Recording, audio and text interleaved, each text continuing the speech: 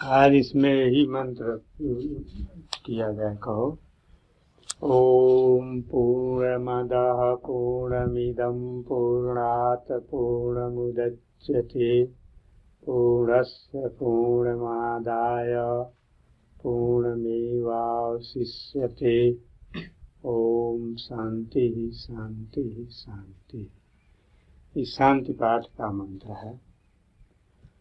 कोई इच्छा होती है, वह इच्छा आ जाने मात्र से ही पाप या पुण्य, शुभ या अशुभ नहीं हो जाती है। जैसे मान लिया जाए चित्त में कोई अशुभ इच्छा ही आ गई, वह इच्छा जो विषय से संबंधित हो, बहिर्मुख बनाने वाली हो, लेकिन मात्र चित्त में आ गई, इसी से वह हमारे जीवन का, हमारी साधना का अंग नहीं बन पाएगी।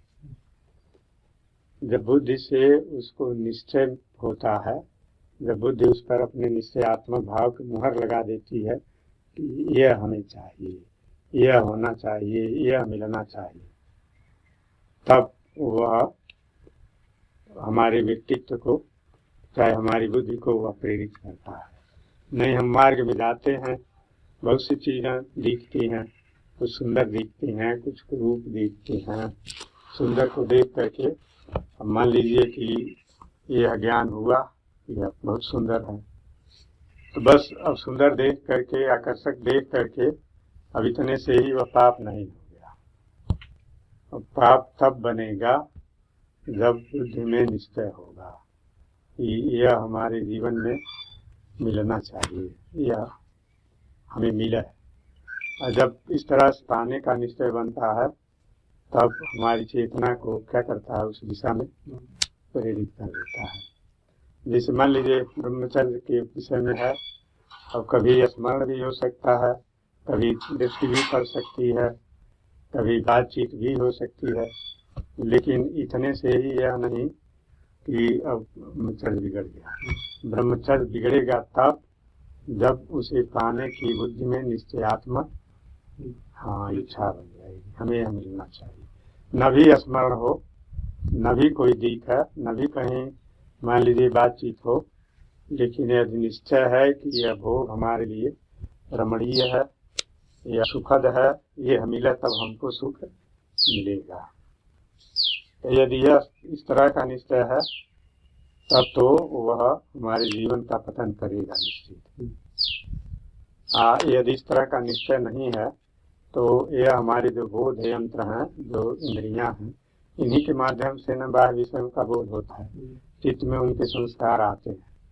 जैसे दर्पण है, दर्पण में कोई प्रतिबिंब आया, जो सामने आएगा स्वाभाविक है कि उसका प्रतिबिंब उसमें आएगा, लेकिन वह दर्पण में सटता नहीं है, वहीं वह बना नहीं रहता है, आया निकल गया।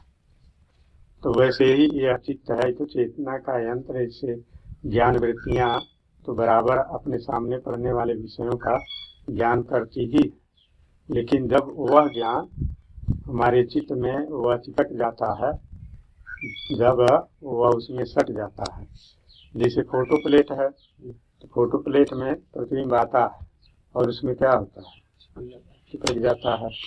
अब वह चिपक जाता है तो उसे फिर फोटो के रूप में लिया जा सकता है।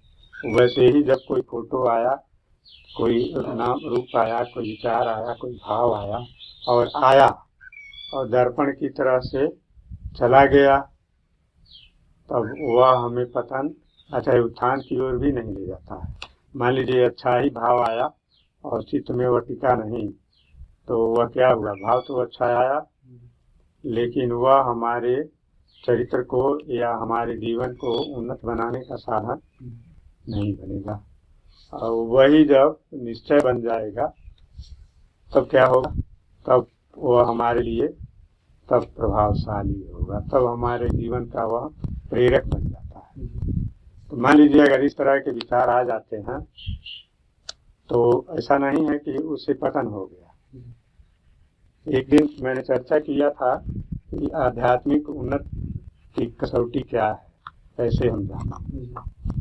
उसकी कसौटी है कि यदि हमारी विषयों में रुचि बढ़ रही है, विषयों में उपादेय बुद्धि बन रही है, रमणीय बुद्धि बन रही है, लगता है कि यही हमारे जीवन का सर्वोपरि सत्य है, यह हमें मिलना चाहिए।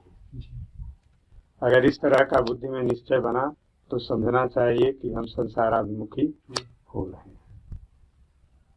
अब मान लीजिए इसका विपरीत होता है कि यह विषय जगत चाहे इंद्रिय स्तर का हो, चाहे मनस स्तर का हो, चाहे बौद्धिक स्तर का हो, वह अनित्य है, क्षणभंगुर है, यह आत्मा का स्वभाव स्वरूप नहीं है। तो जब इस तरह का ज्ञान रहता है और इस ज्ञान से प्रेरित हमारा जीवन प्रवाहित होता है, चलता है, तब यदि मान लीजिए विषय की स्मृति ही आ गई तो स्मृति आने से हमारा आध्यात्मिक पतन थोड़ा हो जाता है। आध्यात्मिक पतन की स्थिति कब बनेगी?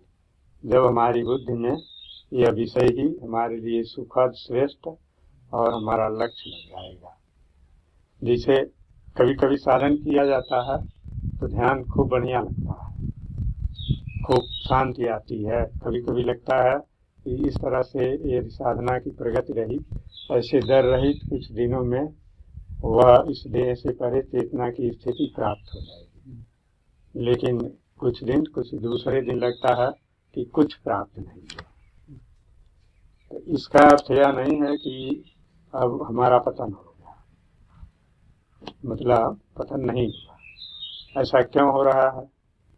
तो अब जो हमारी बुद्धि के, हमारी चित्त या चेतना का जो साधन है वह त्रिगुणात्मक है। सत्व, रज, तम, इन तीनों गुणों के उपादान से ही उसका निर्माण हुआ है। तो तीनों गुणों की प्रवृत्तियां वहाँ व्यक्त होती हैं। सत्व गुण आता है, किसी दिन ध्यान करने बैठते हैं, सारी शरीर की प्रवृत्ति से, पर्यावरण से, मौसम से, मन और बुद्धि की स्थिति से पूर्ण सात्विकता ही वह बरसती है, तो ध्यान बड़ा सुखद लगता है। मान लीजिए वहीं रजोगुण आ जाता है, तमोगुण आ जाता है, तमोगुण आता है तो आलस्य लगता है, जड़ता आ जाती है, ध्यान सूक्ष्म ज्ञान का जो प्रसार या विकास होना चाहिए वह होने के बजाय लगता है अंधेरा है, जड़ता आ गई, कुछ हो नहीं रहा। लेकिन जब इसी को हम अपना निश्चय बना लें कि यही ठीक है, तब पतन हो गया। नहीं यह आया और इसे हम स्वीकार नहीं किए, बुद्धि स्वीकार नहीं की, बुद्धि का वह निश्चय इसे हटा दिया, तब वह हमारा पतन नहीं करता है, या पतन की स्थिति नहीं है। रजोगुण आ जाता है, संसार के प्रलोभन आ जाते हैं, काम वासना के विचार आ जाते हैं, देख करके कभी बहुत पवित्र भाव आते हैं, कभी कुत्सित भाव भी आ जाते हैं। लेकिन कुत्सित भाव आने पर अगर निश्चयात्मक बुद्धि सात्विक है, ब्रह्मचर्य भाव को महत्व देने वाली है, तो वहाँ क्या होता है?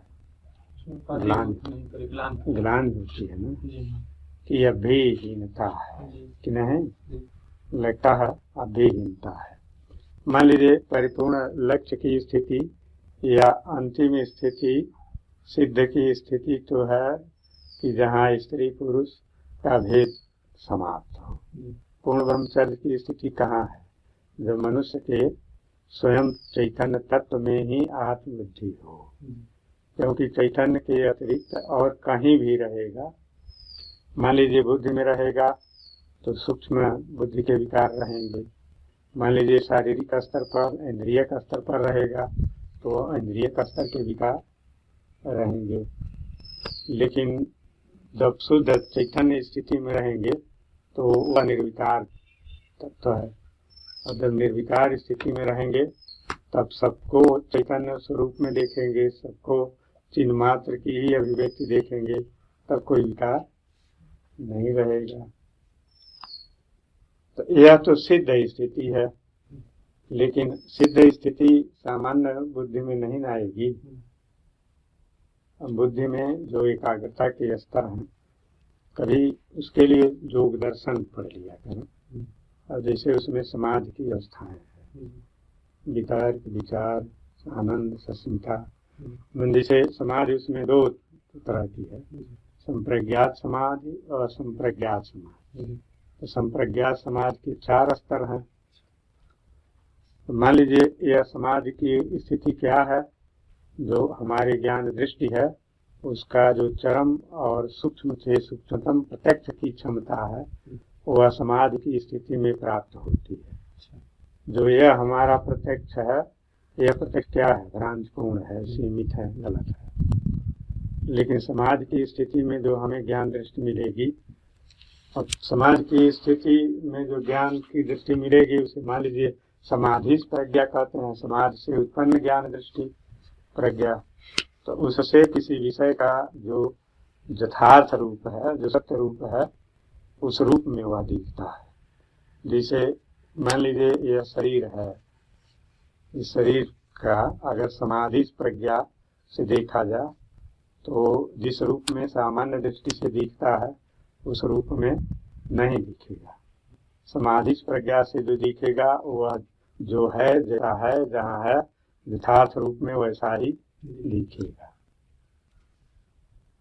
तो सामान्य स्थिति से उस उच्चतम स्थिति माने जहाँ आत्म स्वरूप में ही अपनी स्थिति हो, आत्मा ही अपनी सत्ता हो, अपना अस्तित्व हो, इस रूप में हो और सबको आत्म, तो अपने को आत्म रूप में देखेंगे तभी सब में आत्मा का दर्शन कर पाएंगे। और जब अपने ही आत्म रूप में नहीं देखेंगे तो सब में आत्मा का दर्शन नहीं कर पाएंगे। तो जब आत्म रूप में देखेंगे तब स्त्रीत्व पुंसत्व का भाव नहीं, तब खत्म हो जाएगा ना। तो सच्चा ब्रह्मचर्य की सिद्धि तो वही है। और इसके बीच की स्थिति क्या है, वह तो साधक की स्थिति है। उसमें तो संघर्ष रहेगा, उसमें और ब्रह्मचर्य के भी संस्कार आएंगे, ब्रह्मचर्य का भी संस्कार आएगा। ब्रह्मचर्य के संस्कार को धारण करने के लिए अभ्यास किया जाएगा, और जो ब्रह्मचर्य के विषय भोग के संस्कार हैं उनको हटाने का अभ्यास किया जाएगा। तो अब यह पूर्ण अवस्था तो है नहीं, तो साधक की स्थिति में यह आएगा। लेकिन उसमें हमारा पतन हो रहा है या उसमें हमारा उत्थान हो रहा है, इसकी कसौटी होगी कि हमारी बुद्धि किस दृष्टि से, किस भाव से उसको ग्रहण कर रही है। हे भाव से, त्याज भाव से, ग्राह भाव से, या उपादेय या सुख भाव से। अगर सुख भाव से ग्रहण कर रही है तो बार बार सुख भाव से चिंतन करते करते तब क्या होगा, तब कामना एक दिन प्रबल हो जाएगी। जब किसी कामना को सुख बुद्धि से उसका चिंतन किया जाता है तो वह चिंतन क्रमशः जब प्रगाढ़ हो जाता है तो मनुष्य को उस दिशा में प्रेरित कर देता है। वह न चाहते हुए भी उसी दिशा में प्रवाहित होगा। तो यदि सुख बुद्धि से चिंतन हुआ तो धीरे धीरे उधर उसकी प्रवृत्ति हो ही जाएगी। अब एक दिन हुआ, 2 दिन हुआ, धीरे धीरे उधर प्रवृत्तियां बढ़ती जाएंगी।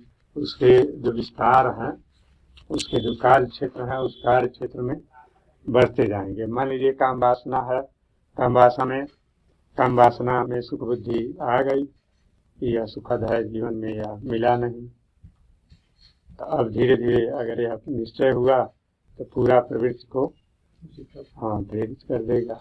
अब उस काम वासना को बढ़ाने के जो साधन है, तब स्मरण होगा, कीर्तन होगा, तो और आगे की जो क्रिया है संग संसर्ग है ना, फिर तब आ जाएगा कि यह चाहिए। मान लीजिए जब हे भाव से ही रोज उसका चिंतन हुआ, तो हे भाव से चिंतन होते होते एक दिन वह स्वभाव में उतर आएगा और वह क्या होगा, वह हमेशा के लिए त्याज्य हो जाएगा। तो जो ये सहजात प्रवृत्तियां हैं, इनका जब त्याग होता है तो मनुष्य कहाँ आता है, उन्नत अवस्था में आता है।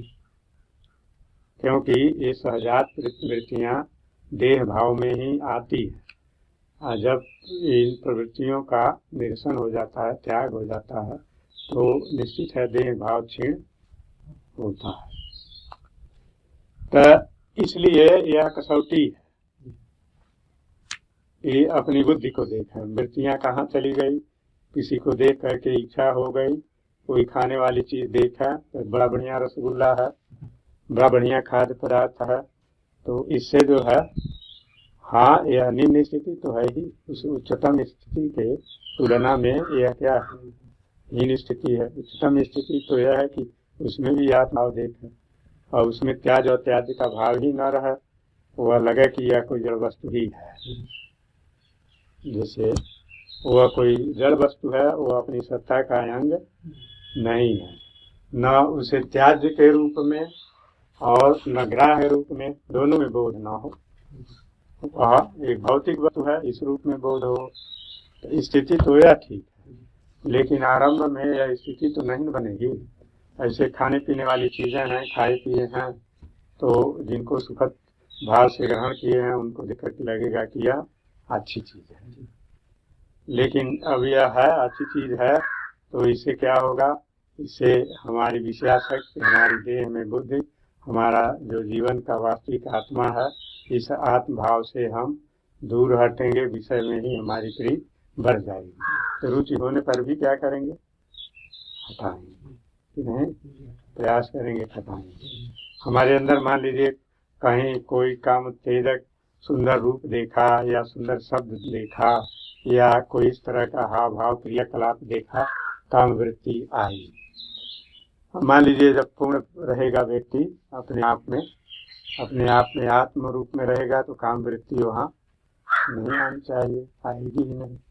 तब वह मान लीजिए दो मनुष्यों को देखता है, विपरीत लिंग को देखता है, तो दोनों में आत्म भाव देखेगा। मान लीजिए अगर अभी वह स्थिति नहीं है कि सब में आत्म भाव देख सके, तब स्त्री पुरुष का भाव आएगा। मान लीजिए अपने अंदर पुंसत्व की या स्त्रीत्व की भावना है तो उससे संबंधित विचार आएंगे। अब वो हमारे लिए ग्राह्य है, हमारे लिए सुखद है, उपादेय है, इस बुद्धि से आया तब पतन की स्थिति हुई।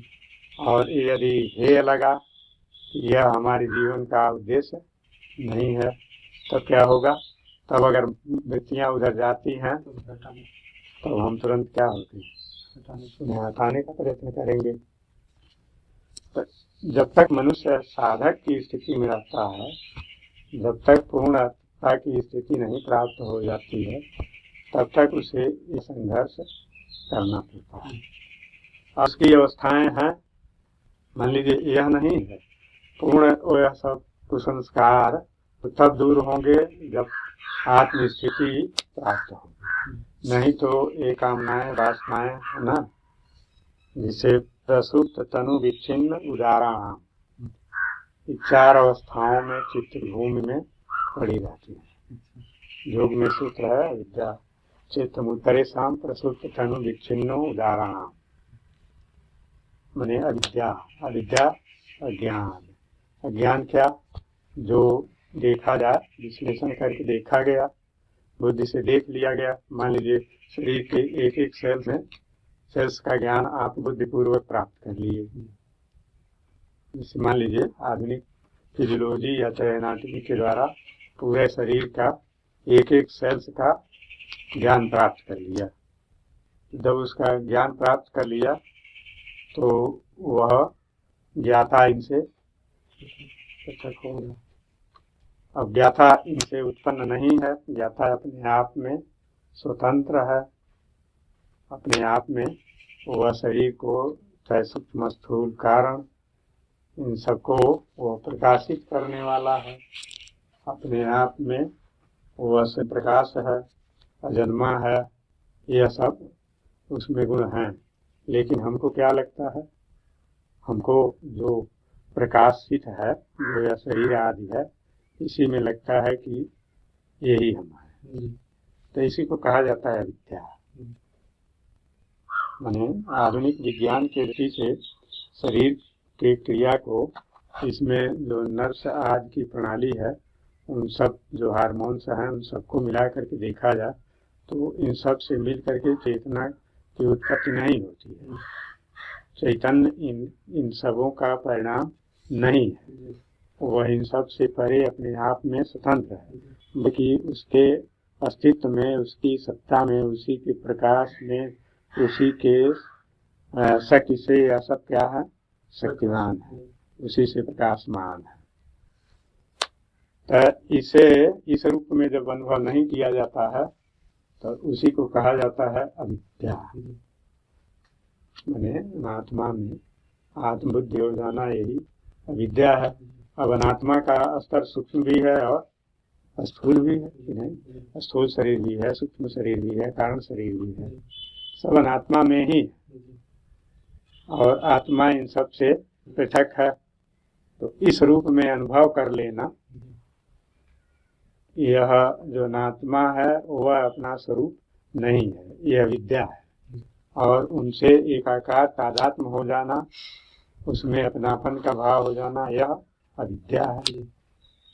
तो जब यह रहती है तब सारे विकार रहते हैं, और जब यह नहीं रहता है, मान लीजिए यह दूर हो गया, पूर्ण रूप से दूर हो गया, पूर्ण रूप से स्वयं प्रकाश नित्य चैतन्य तत्व में ही स्थिति हो गई, तो कोई विकार रहेगा ही नहीं। लेकिन जब तक मानव शरीर का जीवन है तब तक तो यह पूर्णतया शुद्ध चैतन्य से हमारा यह व्यवहारिक जीवन है। जड़ और चेतन दोनों के मिश्रण से हमारा यह व्यवहारिक जीवन चल रहा है। तो यदि मान लीजिए चैतन्य तत्व का हम अनुभव कर लेते हैं, साक्षात्कार कर लेते हैं, उसमें स्थिति प्राप्त भी कर लेते हैं, तब भी शरीर का अस्तित्व तो रहेगा ही। तो कुछ न कुछ शरीर के विकार रहेंगे ही, उससे संबंधित कोई विकार आ सकते हैं, लेकिन उनका प्रभाव हमारे व्यक्तित्व पर कितना होगा? जिसे काम आ सकता है, क्रोध आ सकता है, लोभ भी आ सकता है। अब उड़िया बाबा की पुस्तक में पढ़िए तो उन्होंने लिखा है कि ज्ञानी का क्रोध विकार कैसे है? वह पानी की लकीर जैसी है। पानी में लकीर खींचिए लगता है, लेकिन उसका अस्तित्व नहीं बनता है। वही मान लीजिए कि संसारी है, जो गुणी है, ज्ञानी है, तो उसका क्रोध कैसे होता है, उसकी लकीर कैसे होती है, और उसका लकीर पत्थर की लकीर जैसे हो जाएगी, खींची तो लकीर बनी रहेगी।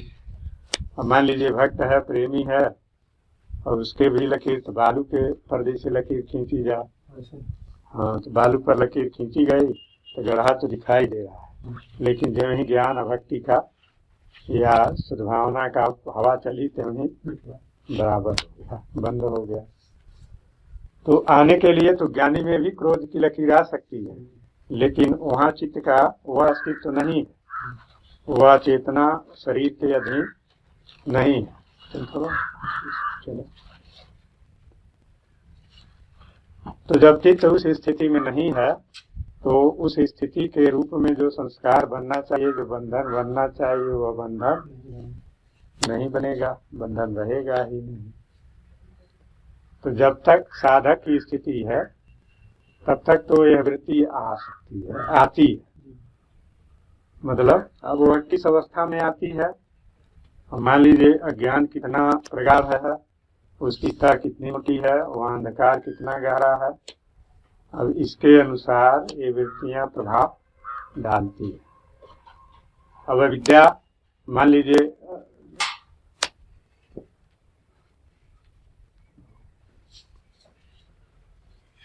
अविद्या पूर्ण घनीभूत है, तो हाँ संसार ही सत्य दिखेगा।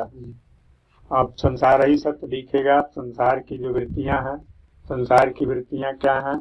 इंद्रियों की वृत्तियां हैं, इंद्रियों के सुख है, इंद्रियों की तृप्ति ही संसार की देह बुद्धि की वृत्तियां हैं। क्योंकि इंद्रियां से तृप्ति किसको होती है? देह को ही होती है।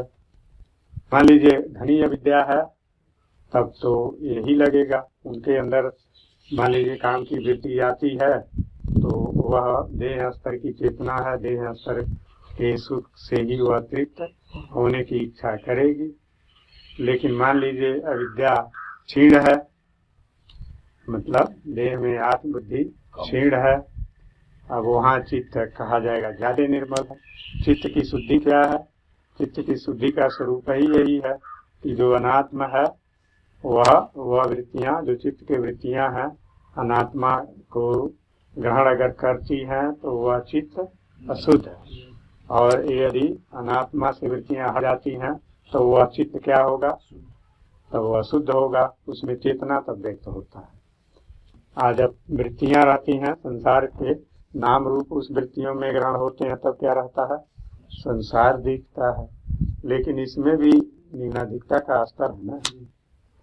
अब मान लीजिए किसी में बहुत वृत्तियां हैं, बहिर्मुखी वृत्तियां हैं, संसारी वृत्तियां हैं, तो उसमें अगर कोई वासना आएगी, किसी स्तर किसी चीज की वासना आएगी, तो वह संसार स्तर की ही तृप्ति चाहेगा। अब मान लीजिए वहाँ चित्त में वह वृत्तियां अनात्म आत्म का विवेक रखती हैं, चित्त स्वयं अनात्म है, लेकिन इन स्थूल की अपेक्षा वह क्या है, उसमें आत्म भाव, हाँ, आत्म भाव का प्रकाश ज्यादा है, इसलिए वह चेतनवान चेतना जैसे लगता है। तो मान लीजिए वहाँ चित्त में आत्म भाव का प्रकाश ज्यादा है, लेकिन पूर्ण आत्म स्थिति नहीं है, वहाँ भी अनात्म भाव की वृत्तियां आएंगी, वहाँ भी काम के विचार आ सकते हैं। लेकिन अगर आत्म भाव स्थिर है, आत्म भाव में रुचि गहरी है, तो इन वृत्तियां की उपेक्षा वह कर देगा। तो आने मात्र से ही न बंधन होता है, देखने मात्र से न बंधन होता है और न मुक्ति होती है। जब उन्हें देखने से उनमें ग्राह्य बुद्धि की निश्चयात्मक भाव बन जाते हैं, तब वहां बंधन होता है। तो इसलिए अविद्या है, अविद्या ही मूल बंधन है। मुख्य रूप से अविद्या अगर खत्म हो जाती है, तो चित्त में जितने भी विकारों की जड़ है, वह कहीं न कहीं क्या उसी में उसकी जड़ रहती है, अविद्या में ही रहती है, वही उसका मूल है। वेदांत में भी यही स्वीकार किया, यही कहा जाता है, और योग शास्त्र है सब में। तो अविद्या के रहते ये विकार रहते हैं, और इनकी अवस्था भिन्न भिन्न स्तर की होती है। जैसे प्रसुप्त रहेंगे, प्रसुप्त अवस्था में जब रहते हैं, अपनी अवस्था या अपने वायु दीपक या वैसा परिवेश पाएंगे, तब क्या होंगे, उद्दीप्त हो जाएंगे, तब जागृत हो जाएंगे। और वैसे प्रसुप्त अवस्था में है, जैसे काम की वासना है, लोभ की वासना है। काम की वासना जब शरीर उतना विकसित नहीं रहता है काम भाव को व्यक्त करने के, उसमें जब साधन या कर्म नर्स और शरीर आदि जब वह विकसित नहीं रहता, तब क्या होता है, तब काम की वासना नहीं रहती है। लेकिन वही जब वह व्यक्त होने के लिए जो यंत्र है, जो शरीर और इंद्रियों में व्यक्त होने का रूप है, उसका जब वह स्थिति आती है, तब क्या होता है, तब काम वासना जागृत हो जाती है। चाहे लड़का हो, चाहे लड़की हो, नर हो या मादा हो, जब उसके काम वासना के अधिष्ठान आधारभूत मस्तिष्क के कोष विकसित होती हैं, उनके स्नायु तंत्र और उनके जो शरीर में स्थित है जननांग हैं, जब वह विकसित होते हैं, तब अपने आप उनकी प्रवृत्ति व्यक्त होने लगती है। लेकिन उस अवस्था में क्या रहता है, अब वह बीज रूप में सुप्त रहता है, वहाँ नष्ट नहीं रहता है। और जब अवस्था आती है, तब वहीं उत्पन्न नहीं होता है, वह जीव के संस्कार और वासनाओं के साथ ही आता है, मतलब सूक्ष्म शरीर के साथ ही वह आता है। और जब उसे व्यक्त होने की स्थिति आती है, अवसर या जब वो अवस्था आती है, तब क्या होता है, व्यक्त होता है। तो अब यह नहीं कहा जाएगा कि उस समय लड़कपन में वह वासना नहीं थी, काम वासना प्रसुप्त अवस्था में था, अविकसित स्थिति में थी, और वही जब अवसर पाता है फिर विकसित हो जाता है। मान लीजिए युवावस्था ही है, व्यक्ति की बुद्धि, व्यक्ति की चेतना चिंतन में, अंतर्मुखी चिंतन में ज्यादा रहता है, वह विषय चिंतन, विषय को उद्दीप्त करने वाले वातावरण या उससे संबंधित संपर्क या भावना नहीं करता है ज्यादा। वह जो इससे विपरीत जो आत्मचिंतन या श्रेष्ठ भावना है उसका चिंतन करता है, तो काम भाव भड़कता नहीं है। अब मान लीजिए वही जब काम भाव को भड़कने की स्थिति में, ऐसे संपर्क में, ऐसे साहित्य में या ऐसे व्यक्तियों के, मान लीजिए आदर ऐसे व्यक्तियों में, भोगी व्यक्तियों में आदर भाव आया, तो जब भोगी व्यक्तियों में आदर भाव आया, भोग्य वस्तुओं में आदर भाव आया, तब निश्चित अपने अंतःकरण में उस भोग वस्तु के प्रति आकर्षण है। यदि वहाँ आकर्षण नहीं है तब यह निश्चित है कि उस भोग में उसकी रुचि नहीं है। तो मान लीजिए जब उसके उद्दीपन या उद्बोधक भाव या परिस्थिति संसर्ग या भावना नहीं है तो वह क्या रहता है, प्रसुप्त भाव में रहता है। पुराने संतों में कुछ ही थी, कुछ अपने कड़े नियम थे। जब विशेष नियम उपनियम का पालन किया जाता है तब मन से कर्म पर्यंत, मतलब वासना या कामना या इन आचरण के कर्म पर्यंत जाने की स्थिति नहीं बन पाती है। अब से मान लीजिए काम वासना है, पुराने संतों में या पुराने साधक आश्रमों में एक नियम बना होता था कि वहाँ कोई विपरीत, जैसे पुरुषों का वह आश्रम है तो वहाँ स्त्रियाँ नहीं जाएंगी, वो उनसे मिलना जुलना, उनके संपर्क में रहना, यह सब वहाँ निषेध होता था। कहीं कोई यदि जाता है, कहीं कोई इस तरह का अगर आचरण करता है तो उसे न करने के लिए टोका जाता था कि ऐसा काम न करे। गुरुकुल जज्जर में वहाँ खेती होती है, वहाँ ब्रह्मचारी रहते हैं। एक दिन एक ब्रह्मचारी कोई लड़कियां आई थी घास काटने, कोई लड़की का एक ब्रह्मचारी जाकर के घास उठा दिया और दूसरे ने देखा, गुरुकुल में बात आई और उसको सामने बुला करके स्वामी जी डांटने लगे, तुम ऐसा क्यों किया, क्यों गया घास उठाने? कमजोरिया है घास उठा वाला तो कहीं ना कहीं उदारता है। मतलब यह है कि जो उस स्तर पर हैं, मान लीजिए जो संसारी स्तर के हैं, जो अपने उसी स्तर पर हैं, उनके लड़के लड़कियां हैं, तो वो तो ऐसा कर सकते हैं। लेकिन मान लीजिए नए ब्रह्मचारी हो, नई उम्र हो और इस तरह की प्रवृत्ति है तो ठीक है, एक दिन में प्रवृत्ति न बना, लेकिन दूसरे दिन वो प्रवृत्ति धीरे धीरे, क्योंकि प्राकृतिक वहाँ आकर्षण है, वहाँ प्राकृतिक आकर्षण है, जाने अनजाने वहाँ समीप में अगर इंसुलेटर पक्का नहीं है तो निश्चित उसका प्रभाव, उसकी धारा आएगी कि नहीं। और जैसे घर में रहा जाता है तो माताएं और बहना हैं, बेटियां हैं, वहाँ इतना पवित्रता का, वात्सल्य का, चाहे बहन भाव का, चाहे मातृत्व का कि नहीं, हाँ वहाँ बहुत कड़ा इंसुलेटर है। और स्त्रियों में भी है और पुरुषों में भी है, माताओं में भी है। उनका पुत्र कितना हो जुआ हो, कितना हो सुंदर हो, उनमें वात्सल्य भाव ही दिखता है, उनमें कभी पुरुषत्व का भाव नहीं दिखता है। भावना बहन है, कितना हो भाई सुंदर है, कितना हो बहन सुंदर है, अगर मान लीजिए नसीबाज न हो, पागल न हो, शुद्ध सात्विक संस्कार दिया गया हो, तो दोनों में वह समता का, अपनापन का, पवित्रता का ही भाव आता है। तो यह सब जो भाव है ये सब इंसुलेटर का काम करते हैं ना, एक अच्छे सुचालक का काम करते हैं। अब मान लीजिए इस तरह का भाव न हो, कहने के लिए तो कहा जा सकता है कि मातृवत, हाँ, लेकिन मातृवत का वह भाव माता के साथ जिस रूप में वह स्थिर बना हुआ है, जिस तरह से अभ्यस्त है, उस तरह से दूसरी माताओं के साथ नहीं बन पाता है।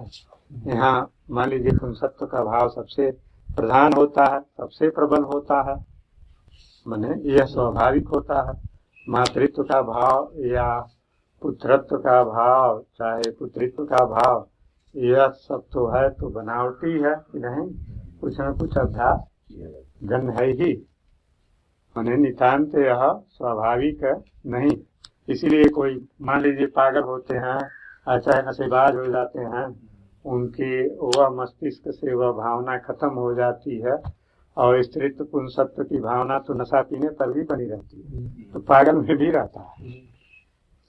तब वह भाव जब इंसुलेटर खत्म हो जाता है तो वहाँ विकार आ जाते हैं। तो इसीलिए यह प्रवृत्तियों को जैसे सर्वथा समाप्ति तो तभी होगी, लेकिन समाप्ति जब तक नहीं होती है तब तक अपने जीवन को नियम उपनियम हर तरह से जब बांधे रखा जाता है तब उसमें उद्दीपन आने का या उसे भड़कने के अवसर नहीं आते हैं। और जब उद्दीपन आने का अवसर दे दिया जाता है तब वहाँ उद्दीपन आने का जो प्रसुप्त है उसे जागृत होने का अवसर आ ही जाता है। तो जो पुराने आश्रम थे वहाँ इस तरह के नियम ही नहीं थे।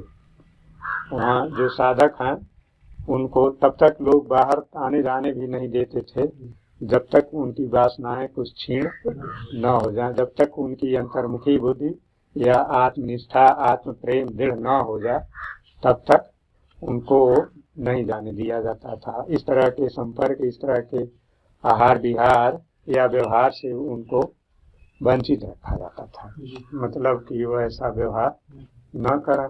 लेकिन आजकल इस तरह के नियम नहीं, इसलिए पवित्रता का भाव नहीं भी रहता है। कहते हैं भगवान बुद्ध ने जब भिक्षुणी बना दिया तो उन्होंने कहा, अब जो हो सुना गया है कि उन्होंने कहा यह तथागत का धर्म तो बहुत दिनों तक रहता, लेकिन हजारों वर्ष तक यह पवित्र बना रहता, लेकिन अब यह 1000 वर्ष के बाद 500 वर्ष में यह नष्ट हो जाएगा। तो क्यों नष्ट हो जाएगा? उनके नाश का कारण विषय प्रीति है। संसारी जो विषयों की सुख बुद्धि है वही उनका नाश है। जो नित्य है, जो सत्य है, उसमें प्रीत, उसकी महत्व बुद्धि, उसके पाने के लिए प्रयत्न, यही जो है उसका विकास है। पहले जो नियम बनाए गए थे लोग पालन करते थे तो कुछ दिनों के बाद वासनाएं अपने आप क्षीण हो जाती थी, आत्म प्रेम बढ़ाते थे, मन और इंद्रियों को अपने जप तप ध्यान व्रत उपवास से नियंत्रित करने का प्रयत्न करते थे। वह सर्वथा नष्ट तो नहीं होती थी, लेकिन फिर भी उनमें वह बल नहीं रहता था कि अपने अनुसार वह जीव को या मनुष्य की प्रवृत्तियों को संचालित करना, यह गुण नहीं रहता था। तब प्रसुप्त तनु दूसरी अवस्था है। तनु का अर्थ है क्षीण अवस्था, जिसे वे गुण तो रह सकते हैं लेकिन कमजोर हैं।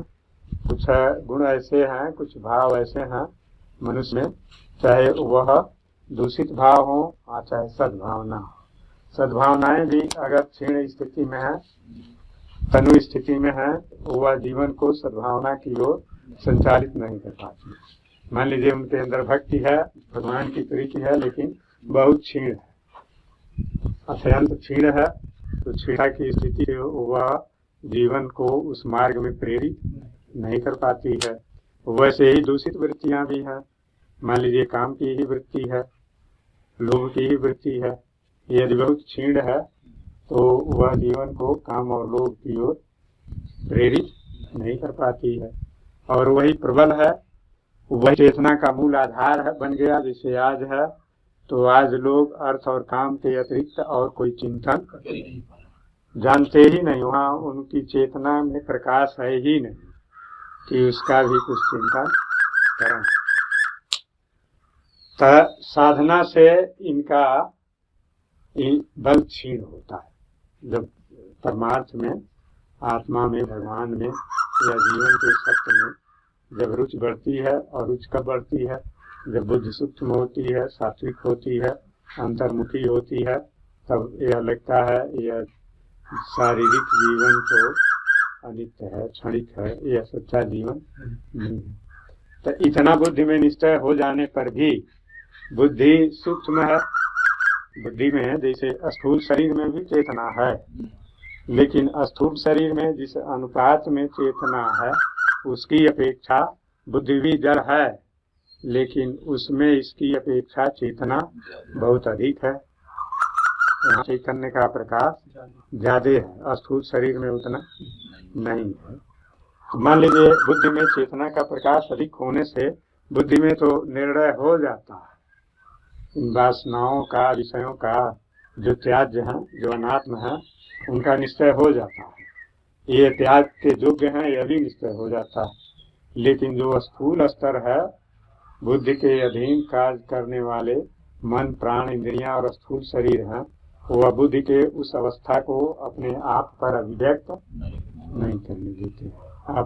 आपकी बुद्धि शुद्ध है, सात्विक है, निश्चय कर लेंगे कि काम वासना से एकदम निवृत्त होना चाहिए, लेकिन स्थूल शरीर उसको स्वीकार करेगा, नाड़ी तंत्र मात्र उतने से स्वीकार करेगा कि नहीं, न प्राण उसे स्वीकार करेगा, प्राण अपने ही ढंग से वह चलेगा। क्यों चलेगा?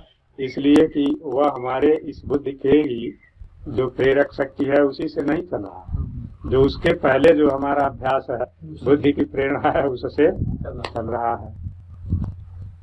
तो जब वहाँ हमारी प्रेरणा प्रवेश करेगी, जब वहाँ हम पहुँचेंगे, वहाँ से हम संचालन करेंगे, तब तो हम इसका निषेध कर पाएंगे, अन्यथा हम कर नहीं पाएंगे। लेकिन यह पहली शर्त है कि हमारे उस शुद्ध बुद्धि में इसे त्याग का निश्चय हो जाए, और वह निश्चय स्थिर रहे, सुदृढ़ रहे, तब तक जब तक उसके अधीनस्थ जितने हमारे करण हैं वह सब इसे स्वीकार न करना, बुद्धि की अवस्था के अनुकूल वह अपनी स्थिति न बनाना, तब तक हमें संघर्ष करना पड़ेगा। बुद्धि कहती रहेगी, लेकिन मन में तब भी वे भाव आ जाएंगे, तभी कोई आवेश आ जाएगा, तभी इंद्रियां कुछ विषय की ओर चली जाएंगी। तो दोष कब होगा? जब बुद्धि बदल जाए, हमारी अहंता बदल जाए। अगर हम बदल जाए कि ये सब गलत है, सब शुभ है, और नहीं अगर बदला तब हम संघर्ष करते ही रहेंगे। मान लीजिए अगर हमें अदम्य साहस है, अध्यवसाय है कि नहीं, तो भले बार बार ये वृत्तियां आती हैं, बार बार उनसे छूटने का, उनसे ऊपर उठने का हम प्रयास करेंगे, उनको उदात्त बनाएंगे, माने उनकी वृत्तियों का सिर्फ निषेध ही नहीं करेंगे, उनसे जो पवित्र भाव है, जो श्रेष्ठ उदात्त गुण है, उन गुणों को धारण करने का भी प्रयत्न करेंगे। जब इनके लिए साधना की जाती है तब ये रहने के लिए तो रहेंगे, लेकिन किस अवस्था में रहेंगे? तनु अवस्था में रहेंगे। हाँ, क्षीण रहेंगे हैं तो। जैसे मान लीजिए कोई ब्रह्मचारी है, कोई निष्ठावान साधक है, वहाँ कुछ क्रोध भी आ जाता है, कभी काम का भी चिंतन आ जाता है, लेकिन चिंतन गुरु बुद्धि से नहीं आता है। जो सहज या दर्पणवत हमारी चेतना है, उस चेतना में उसकी छाया, उसका प्रतिबिंब आ जाता है। अगर हम उसको साटें, मतलब उसे सुख बुद्धि से स्वीकार करें, तब तो पतन हुआ, और नहीं आए और हम यह जानते हैं कि यह हमारे लिए त्याज्य है, हमारे लिए विजातीय है, तब उसे क्या करते हैं? अगर सपना भी चाहता है तो उसे खुरच के मिटा देते हैं। अब इसी अवस्था को गीता में कहा गया है, राग द्वेष वियुक्तैस्तु विषयान इंद्रियैश्चरन्। राग द्वेष वियुक्तैस्तु, राग द्वेष से वियुक्त है, माने राग द्वेष वहाँ नहीं, माने उसे सुख बुद्धि नहीं है, द्वेष बुद्धि भी नहीं है, दुख बुद्धि भी नहीं है। जब सुख बुद्धि रहेगी तब दुख बुद्धि भी रहेगी। आरंभ में तो स्वाभाविक सुख बुद्धि है, सहज है, तो वहाँ उसके प्रति उस सुख बुद्धि को मिटाने के लिए उसी स्तर की दुख बुद्धि या हे बुद्धि हमें क्या करना पड़ता है? वहाँ अर्जित करना पड़ता है, ले आना पड़ता है। अगर दुख बुद्धि हम उसमें न ले आए, त्याग बुद्धि न ले आए, तो उससे निवृत्त नहीं होंगे, तब हमारी प्रवृत्ति उधर बनेगी ना। तो जब वह स्थिति आ जाए, उस विषय में राग द्वेष न रहे, विषय आया, चाहे वह स्वाद का विषय आया, स्वादिष्ट है, अब स्वादिष्ट है, जब स्वाद के सुख का जब संस्कार संचित हो रहा है चित्त में, तो उसको कहते हैं वासना। वासना और संस्कार में फर्क है। संस्कार तो दोनों हैं, लेकिन सुख और दुख के अनुभव के जो संस्कार होते हैं उनसे बनती है वासना, और इंद्रियों से रूप रंग या विषयों के जो ज्ञान के संस्कार होते हैं उनसे बनता है संस्कार। और मन के सुख दुख के अनुभव से जो संस्कार होता है उनसे बनती है वासना। तो इसीलिए पहले वासना ही आती है, किसी चीज का पहले सुख भाव ही चित्त में उदित होता है। जब उसके सुख बुद्धि या सुख भाव आता है, सुख बुद्धि उदित होती है, तब उसे संबंधित विचार संस्कार है, और वह संस्कार विचारों को प्रभावित कर देता है। मान लिया जाए अगर उसमें वासना, सुख वासना नहीं है, तो उसमें न राग बनेगा और न द्वेष बनेगा। सुंदर आया, सुंदर है, बस सुखद है, सुखद है, सुख का अनुभव हुआ। लेकिन जब सुख का भोग बुद्धि से, जब ग्राह बुद्धि से होगा तब क्या होगा? तब वासना बन जाएगी। और जब वासना बन जाएगी तब संस्कार को उद्दीप्त करेगी। तो जब संस्कार उद्दीप्त होंगे फिर बंधन बनेगा। जब उत्तम साधनों से, मैंने आध्यात्मिक साधनाओं से आत्म प्रेम, भगवत प्रेम या जीवन को श्रेष्ठ बनाने के लिए जो उत्साह है उसको बार बार अभ्यास किया जाता है, इन दोष दुर्गुणों को दूर करने का प्रयत्न किया जाता है, धीरे धीरे वह क्षीण तनु हो जाते हैं। और इतना तनु हो जाते हैं कि वह प्रभावित नहीं करते हैं। पाने के लिए तो आ ही सकते हैं, लेकिन तनु अवस्था में आए वह हमारे जीवन, हमारी चेतना को प्रेरित, उनके पीछे हम तब नहीं जाएंगे। आए, हटा दिए, अब हट गए, लेकिन फिर आते हैं क्योंकि प्रवृत्तियां हैं। अब मान लीजिए नर्व्स हैं, नर्व्स के स्पंदन से हमें संवेद होता है। अब मान लीजिए जननेंद्रिय है, जननेंद्रिय मस्तिष्क के केंद्र से लेकर के सुषुम्ना में होते हुए जनन संस्थान तक उसके मान लीजिए जीवन शक्ति का संचार होता है। तो उसमें पूर्व जन्मों के संस्कार से उसमें स्पंदन, कंपन तो होगा ही। अब मान लीजिए प्रबल इतना कंपन हो कि हमारी चेतना उसी के अधीन हो जाए, मान लीजिए बहुत प्रबल हो जाए, चेतना उसके बिना रह ना पाए, व्यग्र हो जाए, तब ये क्या होता है? तब उस काम वासना के अनुसार ही उसका आचरण बन जाएगा। वह हित अहित, उचित अनुचित, त्याज्य ग्राह कि नहीं, तब उसे गम या गम का कोई तब ख्याल नहीं रहेगा। मान लीजिए उसका स्पंदन है, वह क्षीण है, जो सर्वोपरि बुद्धि उसके संचालक या निर्देशक है वह उसके अधीन है। मान लीजिए कंपन आया तो उसको वह उपेक्षा कर देती है, त्याग कर देती है। यह कब होगा? जब बुद्धि की श्रेष्ठता, बुद्धि जो उसका मूल आधार है, आत्मा, आत्म प्रेम, आत्मनिष्ठा, भगवत प्रेम, उसका कंपन, उसका संवेदन प्रबल रहेगा, तब यह क्या होगा? क्षीण होगा। लेकिन आने के लिए, आने से पतन नहीं होगा, क्योंकि यह तो अभी साधक की अवस्था है, संघर्ष चलेगा। जिसका जितना ही संघर्ष प्रबल होगा उसका निश्चय उतना ही पक्का होगा। और जब उसके आकर्षण के परीक्षण की स्थिति आएगी तो उसका यह जो भाव होगा, जो संघर्ष करने से जो उसके अंदर शक्ति है, वह उन विषयों का क्या कर देगी? उपेक्षा कर देगी, तिरस्कार कर देगी, उनके अधीन नहीं होगी। जब यह तनु अवस्था है ना, इस तरह से तनु क्षीण हो जाता है। अब आएगा, यह प्रसुप्त तो है, हमेशा यह प्रसुप्त अवस्था में तो रहता है, फिर उसे उभारना पड़ता है, उभार करके उसको तनु अवस्था मिलाना पड़ता है। तो प्रसुप्त तनु विच्छिन्न, एक विच्छिन्न अवस्था है। विच्छिन्न का अवस्था का मतलब है टूटी हुई अवस्था, विच्छिन्न हो गया, एक अवस्था के बदले दूसरी अवस्था है। अब मान लिया जाए ईश्वर प्रेम है, सद्भावना है, या सद्ज्ञान में ही मनुष्य की रुचि है, सद्ज्ञान में ही सारी चेतना या अधिकांश चेतना केंद्रित है, तो इस ज्ञान की इधर की प्रवृत्ति नहीं आती है। चाहे मान लीजिए राग है, अपना ही बच्चा है, कुछ बुरा कार्य करता है, कुछ बिगाड़ देता है, लेकिन वहाँ जो है वह राग है, प्रेम है, तब उस पर क्या होता है? राग की अवस्था में क्रोध नहीं आता है, द्वेष दोष उसका नहीं दिखता है। लेकिन इसका मतलब यह नहीं है कि वह विकार नहीं है, वह विकार है, लेकिन राग से हाँ वहाँ वह विच्छिन्न है, वह टूटा है, वहाँ राग कार्य कर रहा है। वही जब दूसरा लड़का अगर कुछ बिगाड़ कर दे तब वहाँ द्वेष क्रोध का भाव आ जाएगा। मान लीजिए लोभ है, जब कहीं अपना ही आत्मीय जन हो तो उनको कुछ देना हो तो वह लोभ की प्रवृत्ति वहाँ क्या होती है? वह आत्मीयता से वह दबी रहती है, आत्मीयता रहती है, देने में सुख मिलता है। अपने अपने बच्चों को, अपने माँ बाप हैं, अपने बच्चों को रुपए पैसे देने में या सुख सुविधा देने में क्या होता है? सुख मिलता है। और दूसरों को देने में सुख नहीं मिलता है। हालांकि यह नहीं है कि उनके अंदर त्याग है, उनके अंदर लोभ नहीं है, लेकिन वहाँ लोभ है, वह राग से, मोह से विच्छिन्न है, वहाँ मोह कार्य कर रहा है।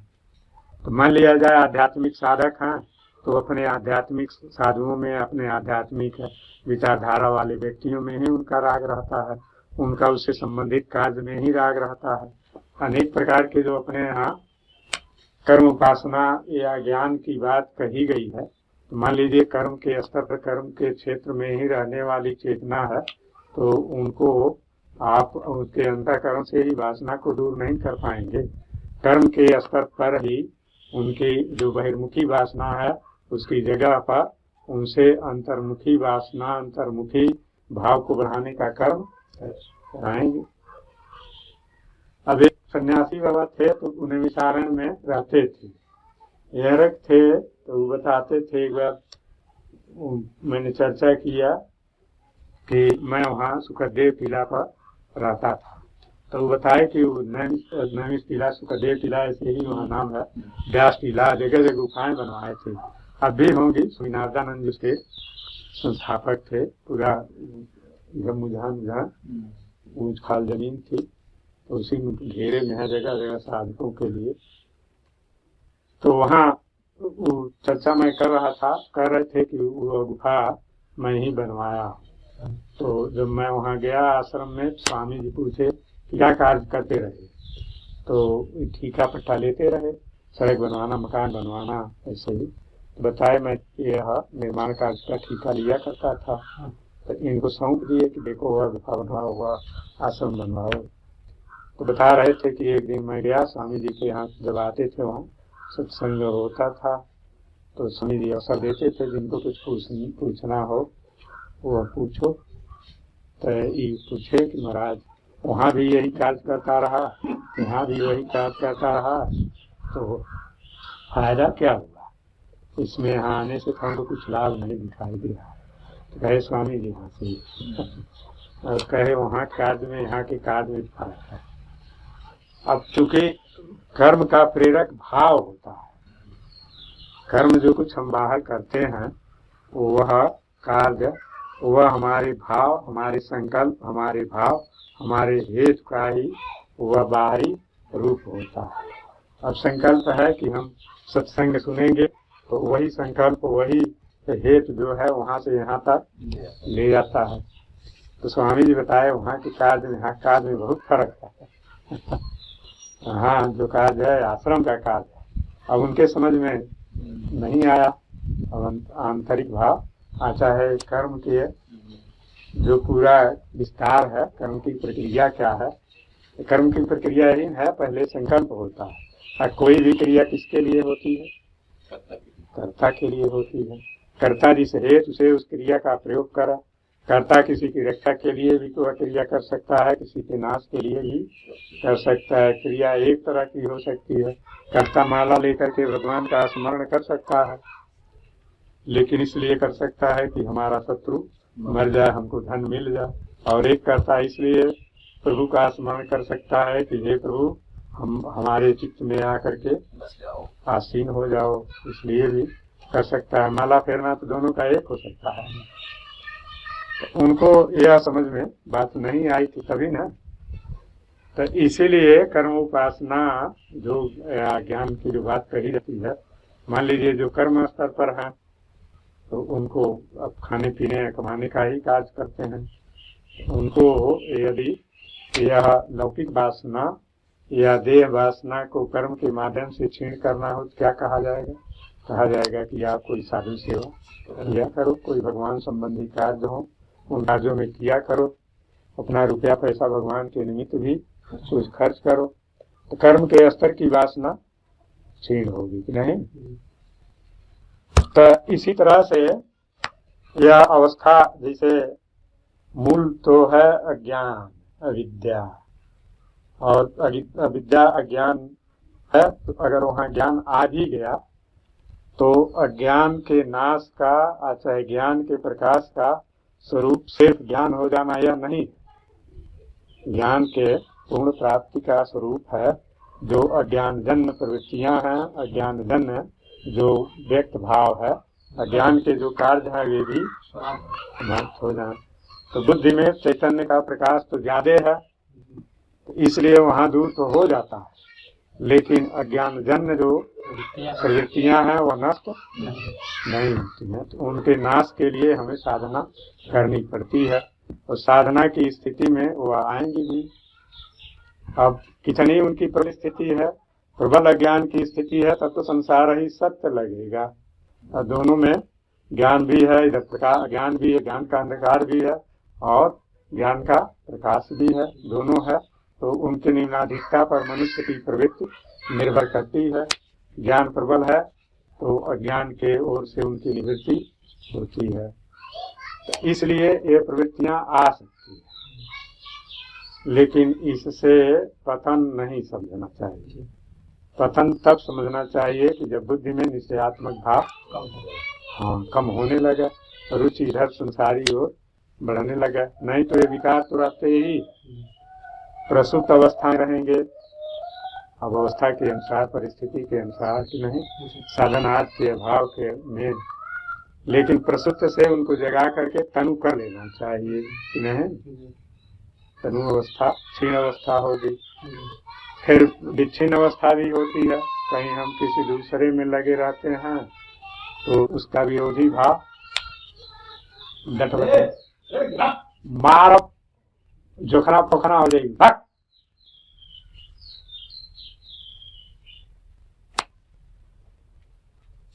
और उदार अवस्था, एक उदार अवस्था बताई। उदार माने जब वो अपने सामान्य व्यवहार के रूप में रहता है।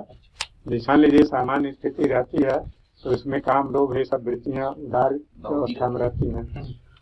यह अवस्था हो सकती है। इसलिए यदि मान लीजिए कभी आ जाता है, काम की वासना आ जाती है, लोभ की वासना आ जाती है, क्रोध की ही प्रवृत्ति आ जाती है, तो अलग अलग चेतना के स्तर के लोगों में उनके प्रति अलग अलग व्यवहार होगा। मान लीजिए संत में भी आ सकता है, लेकिन संत में आ गया तुरंत उसे निकालने का प्रयत्न करेगा।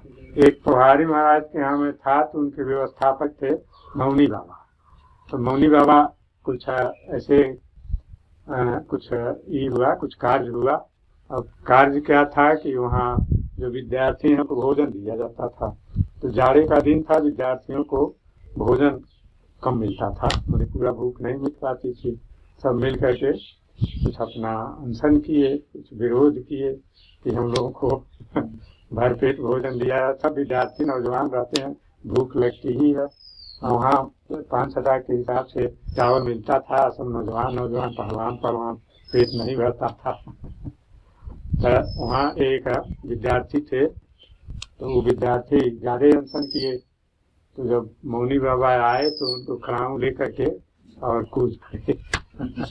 नाराज हो गए।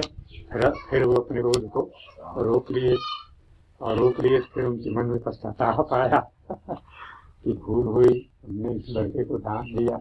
उसके बाद उसे बुलाए बुला करके और चूल्हा दिए, भेली दिए, वही अनशन कर रहा था। कहे देखो, व्यवस्था के दृष्टि से तो हमारा क्रोध उचित है। मुनि बाबा ठीक थे, साधक थे और इसके वकील थे, हाई कोर्ट के वकील थे। अब पहले आज से 25-50 वर्ष पहले चाहे वकील हो चाहे जज हो, लोग अंग्रेजों के समय में नौकरी चाकरी करते थे, लेकिन जानते थे कि हमारा काम भगवत प्राप्ति, जैसी उनकी आस्था होती थी। अब मान लीजिए वैरागी की उनकी आस्था थी, शुद्ध ज्ञान मार्गी, चाहे इधर धारणा नहीं थी तो उसमें चले गए और उसी के अनुसार उनको काम दिया गया था। तो वो नाराज तो हो गए। और फिर जब उनको थोड़े ही क्षण में, ज्यादा क्षण नहीं, 10-5-20 मिनट के अंदर ही अब उनको पश्चाताप आने लगा कि तो मैंने बहुत गलती किया। फिर उनके अंदर दया का भाव आया और उस लड़के को बुलाए, चिल्ला और भेली कुछ दिए और कहे देखो, यह व्यवस्थापक के दृष्टि से तो हमारा क्रोध उचित है, लेकिन एक साध के दृष्टि से यह उचित नहीं है। इससे हमको कुछ गलान हो रही है। हमारे सामने तुम अनशन तोड़ो और यह खाओ तब हमको संतोष होगा। फिर वो अपना चूरा भेली दूध बसावन तिवारी खाए, उसके बाद उनको संतोष हुआ। तो वही आकर के बताने लगे, मैंने देखी आज हमको लगा कि संत हृदय नवनीत समाना वह वज्र सा कठोर भी हो जाता है और फिर नवनीत भी हो जाता है। अब मुनि बाबा हमको पहले खड़ाऊ लेकर के कूद पड़े, मारे तो नहीं लेकिन खड़ाऊ बांध दिए और रुक गए, और फिर 10 मिनट के अंदर ही उनको बड़ी ग्लानि हुई। तो अब उनका क्रोध उनको प्रभावी नहीं बना पाएगा, उसको त्याज्य के रूप में उनके बुद्ध में उसका हाँ आएगा कि यह त्याज्य है, हमारे लिए है नहीं। वह आने के लिए तो स्वभाव में आता ही है, आंतरिक पूर्व जन्मों के संस्कार से भी आता है, अंदर से भी उभरता है और बाहरी परिस्थिति से भी उभरता है कि नहीं। जैसे शरीर है, शरीर में जो विजातीय द्रव्य है, मल द्रव्य है, वह शरीर की क्रिया, शरीर की रचना से भी बराबर उत्पन्न होते हैं और बाहर से भी गर्द गुबार आता ही रहता है। तो आंतरिक शुद्धि का अलग उपाय है, उसे जल पी करके और से किया जाता है। बाहरी शुद्धि नहाना धोना पोछना यह सब बराबर किया जाता है। वैसे ही सूक्ष्म शरीर की भी स्थिति है, इसमें विकार अंदर से भी आते हैं, अंदर मन पूर्व जन्मों के संस्कारों से भी आते हैं और इस बाहरी पर्यावरण के बाहरी हमारे संसर्ग से भी आते हैं। लेकिन उन्हें किस रूप में हम ग्रहण करते हैं इस पर निर्भर करता है। अगर हम उन्हें आदर देते हैं, उनको सुख बुद्धि से ग्रहण करते हैं, तब वह हमारे चित्त को अशुद्ध करेंगे, हमारे सारी प्रवृत्ति को बढ़ाएंगे और हमारा पतन कर देंगे। और उनको जब हम त्याज्य भाव से ग्रहण करेंगे, अब इसमें भी निम्नाधिकता होगी ना, किसी को सिर्फ अस्पूर्ण ही होता है। मैंने कहा जाता है अस्मि भाव में, अस्मिता में यह स्फुरण मात्र होता है विषय का, लेकिन सामान्य भाव में तो विषय के रूप में आते हैं। भले त्याग किया जाए, भले उनको जो है दूर हटाया जाए। तो जब क्रमशः यह संघर्ष की स्थिति चलती है और जब सिद्ध संघर्ष की स्थिति से जब सिद्धावस्था माने पूर्णता की अवस्था प्राप्त होती है, तब ये विकार सर्वथा मिटते हैं। इसलिए इनसे बहुत घृणा नहीं करनी चाहिए, इनको इस रूप में भी नहीं लेना चाहिए कि यह हमारा पतन है।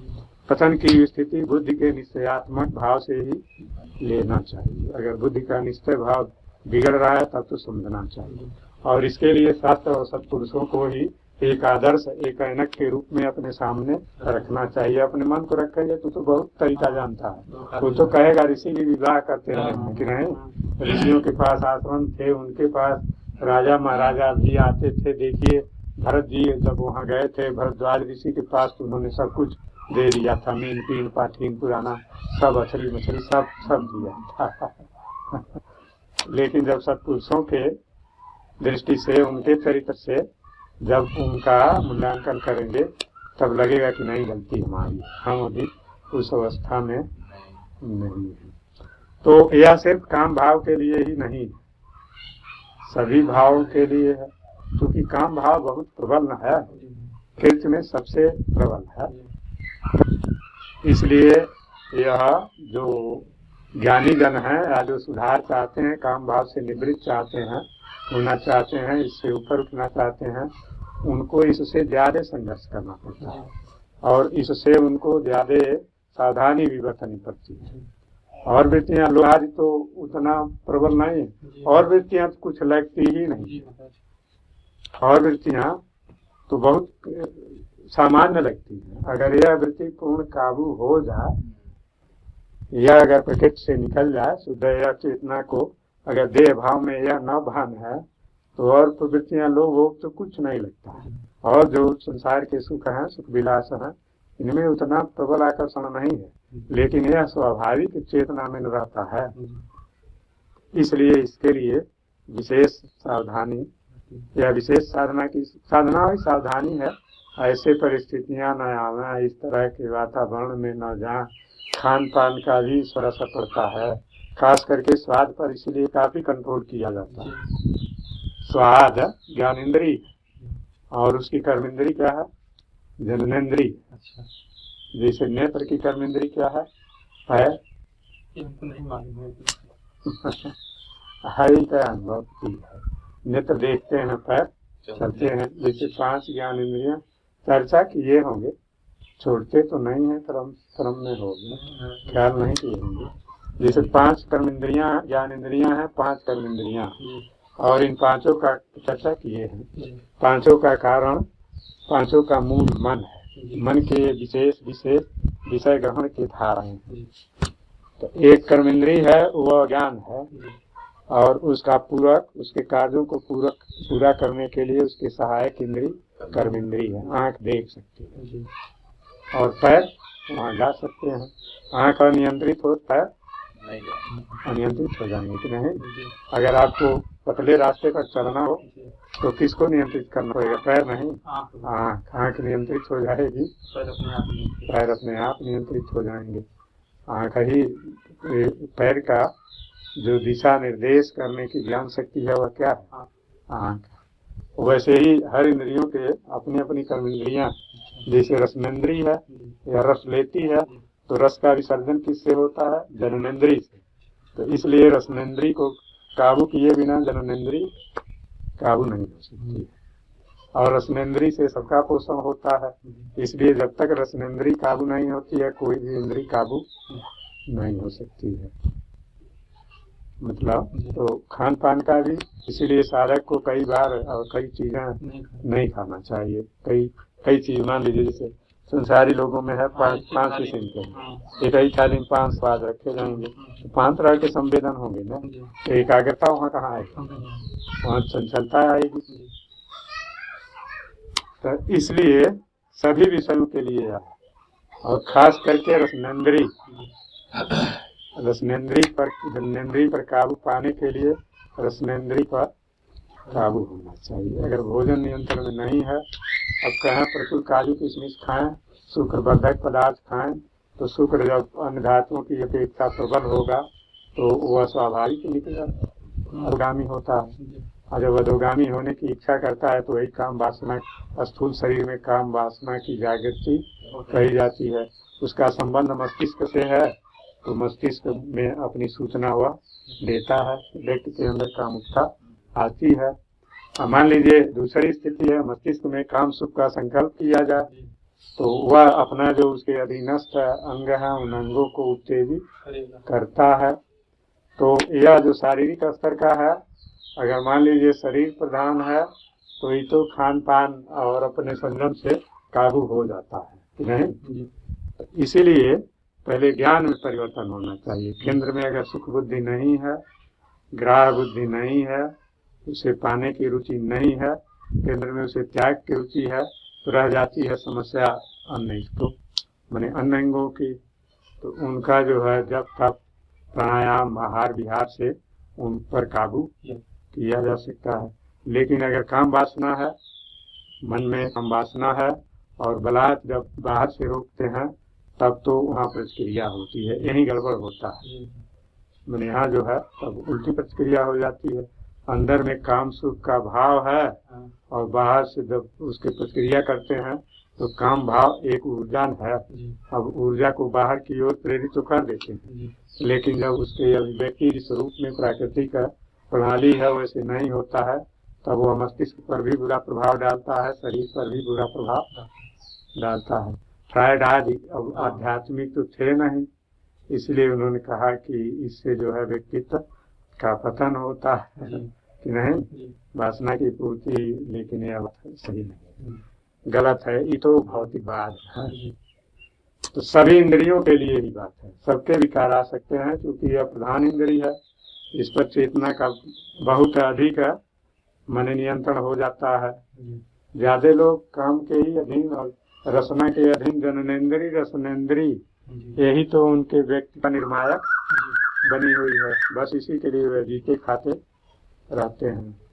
तो जब बुद्धि पूर्वक आत्मनात्म के ज्ञान पूर्वक निश्चय हो जाता है तभी ये आ सकते हैं। अगर बुद्धि में बदलाव हुआ तो पता, बुद्धि में बदलाव नहीं हुआ तब संघर्ष की स्थिति चलेगी, और साहस और धैर्य के साथ अपनी साधना जारी रखना चाहिए, क्योंकि ये अपनी सत्ता के अंग नहीं है। कोई विकार काम लोभ मोह आत्मा के विकार नहीं है। तो किसी न किसी दिन, इस जन्म में नहीं किसी जन्म में इनकी समाप्ति हो ही जाती है। ओम शांति शांति।